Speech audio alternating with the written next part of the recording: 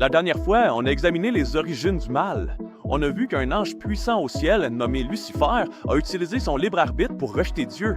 Lucifer puis les anges qu'il a corrompus se sont battus contre Dieu au ciel, mais ils ont perdu la bataille, ils ont été exilés sur une planète nouvellement créée que toi et moi appelons la Terre. Le diable s'est alors empressé de corrompre Adam et Ève afin de revendiquer la planète Terre comme son propre domaine. Tout ça semble assez sombre pour nous les humains, mais comme on va le voir aujourd'hui, il y a de l'espoir. Bonjour encore, bienvenue au guide court et simple de la prophétie biblique. Ici Michael Danek avec Adventist World Review.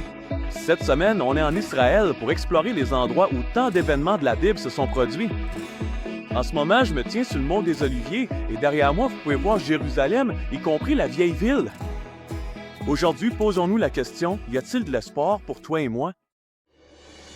Bienvenue au guide court et simple de la prophétie biblique. Voyage autour du monde avec moi alors qu'on explore ensemble des prophéties qui changent la vie tirées de la sainte parole de Dieu.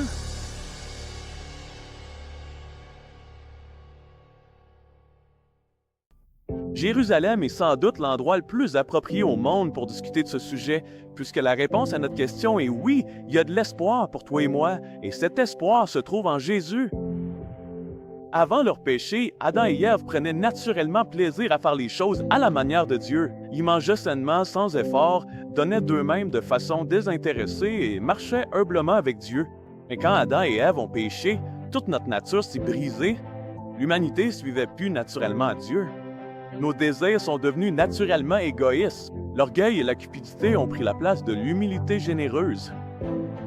À cause du péché d'Adam et Ève, l'humanité a perdu la capacité de se réjouir en Dieu et de lui obéir. Nous sommes devenus par nature hostiles envers lui, incapables d'obéir à Dieu, même si nous le voulions. L'apôtre Paul appelle cette nature humaine brisée la chair et déclare « En effet, l'affection de la chair est inimitié contre Dieu parce qu'elle ne se soumet pas à la loi de Dieu et qu'elle ne le peut même pas. » Romains 8, versets 7 à 8.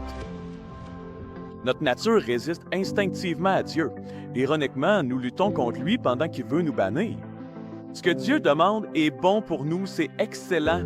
On se retrouve donc dans une impasse. On est tous, par nature, des pécheurs. On ne peut pas obéir à la loi de Dieu, même en le voulant. Peu importe à quel point nous agissons bien, peu importe à quel point nous avons l'air ou nous nous sentons justes, nous sommes des pécheurs sans espoir. Le prophète Ésaïe proclame « Nous sommes tous comme des impurs, et toute notre justice est comme un vêtement souillé. Nous sommes tous flétris comme une feuille, et nos fautes nous emportent comme le vent. » Ésaïe 64, verset 6. Paul est d'accord dans ce qu'il écrit, car tous ont péché et sont privés de la gloire de Dieu. Romains 3, 23. Par nature, toi et moi sommes des pécheurs. Fait que selon la loi immutable de Dieu, le salaire du péché, c'est la mort. Romains 6, 23. Donc, la situation semble plutôt sans espoir. Mais souviens-toi, Dieu a un plan. Il y a une façon de sauver ceux d'entre nous qui veulent bien être sauvés. Pour expliquer ce plan à l'humanité, Dieu a donné à Adam et Ève, ainsi qu'à leurs descendants, un outil d'enseignement puissant. Il leur a demandé de construire un simple autel de pierre, d'y placer un agneau sans défense, de poser leurs mains sur la tête de l'agneau, de tuer l'agneau, puis d'offrir son corps mort en sacrifice par le feu. Cet acte violent et douloureux sur le plan émotionnel rappelait deux principes très importants à ceux qui offraient le sacrifice. Premièrement, l'horreur du péché, et deuxièmement, la venue sur terre du Christ, l'agneau de Dieu, qui enlève le péché du monde. Jean 1, 29. L'agneau, la chèvre ou le veau du sacrifice représentait Jésus. Le fait de poser leurs mains sur sa tête symbolisait le transfert de leur péché sur le Christ. Ésaïe, en parlant de Jésus, clarifie le rôle que le Christ a joué dans notre salut. Mais il a été transpercé à cause de nos transgressions, écrasé à cause de nos iniquités. Le châtiment qui nous donne la paix est tombé sur lui, et c'est par ses meurtrisseurs que nous sommes guéris. Nous étions tous errants comme des brebis, chacun suivait sa propre voie, mais l'Éternel a fait retomber sur lui l'iniquité de nous tous. Ésaïe 53, versets 5 à 6. C'est grâce au sacrifice du Christ pour l'humanité que Paul peut proclamer « Celui qui n'a pas connu le péché, il a le fait devenir péché pour nous, afin que nous devenions en lui justice de Dieu. » 2 Corinthiens 5, 21. Lorsque Jésus est venu au Jourdain pour être baptisé par Jean-Baptiste en l'an 27, Jean l'a reconnu et s'est écrié « Voici l'agneau de Dieu qui enlève le péché du monde. » Jean 1, 29. Juste avant de mourir sur la croix, 3 ans et demi plus tard, Jésus s'est écrié « Tout est accompli ». Par sa mort, le Christ a tenu sa promesse de mourir pour l'humanité afin que tous ceux qui le désirent puissent être sauvés. Le système sacrificiel terrestre a été instauré juste après que Adam et Ève aient péché puis annoncé le sacrifice du Christ sur la croix. Cependant, c'était qu'un outil d'enseignement puis n'était plus nécessaire après la mort de Jésus. Après sa résurrection, le Christ est lui-même retourné au ciel pour servir de sacrifice et de grand prêtre dans le véritable temple céleste. C'est ainsi que l'apôtre Paul l'explique dans le livre des Hébreux.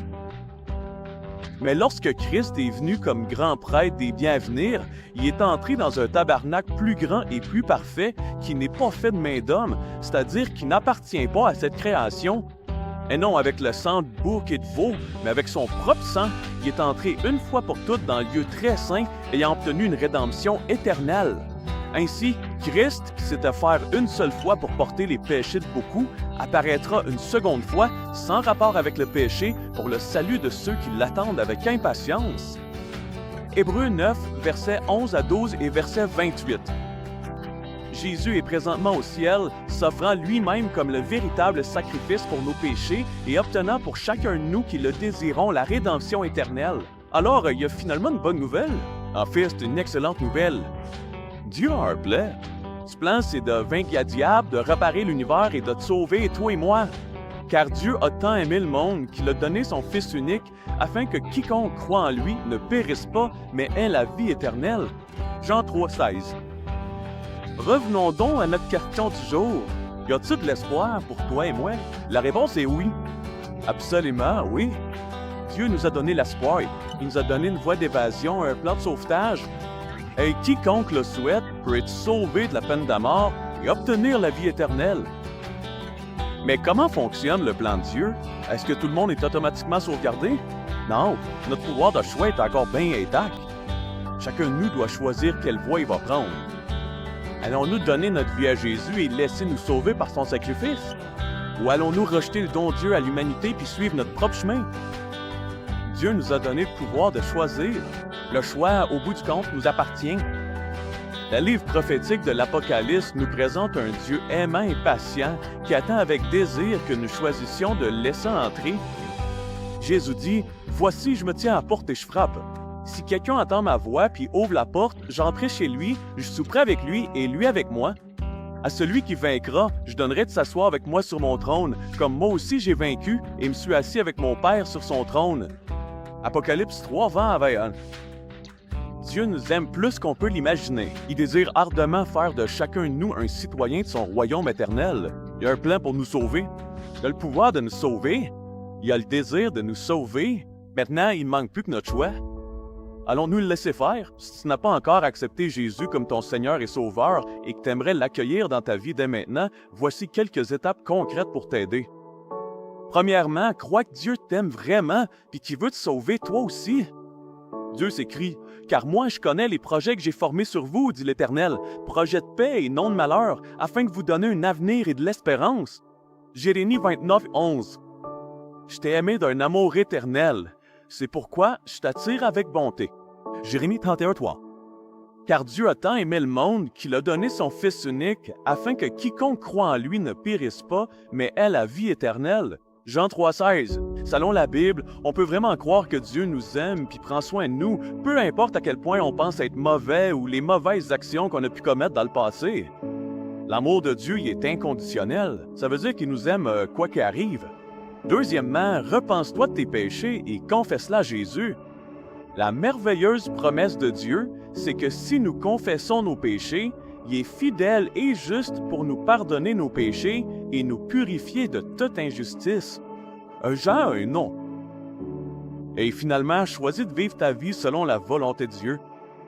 Crée comme l'apôtre Paul, j'ai été crucifié avec Christ. Ce n'est plus moi qui vis, mais Christ qui vit en moi.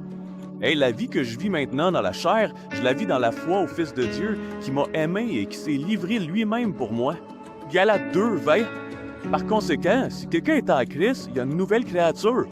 Les vieilles choses ont disparu. Voici, des choses nouvelles sont apparues. 2 Corinthiens 5, 17. Mes amis, voulez-vous devenir citoyens du royaume éternel de Dieu? Vous le pouvez. C'est votre choix. Prions ensemble. Père Céleste, merci pour ton plan de sauvetage. Merci parce que tu aimes chacun de nous sans condition et que tu désires tant nous sauver. S'il te plaît, pardonne-nous nos péchés. Purifie-nous de toute injustice. Fais-nous des citoyens de ton royaume éternel. Et accorde-nous de pouvoir t'abandonner nos vies avec joie en vivant par la foi afin que tu puisses nous donner la joie et la victoire sur le péché. Nous te louons, Père, d'entendre et d'exaucer notre prière. Au nom de Jésus, Amen.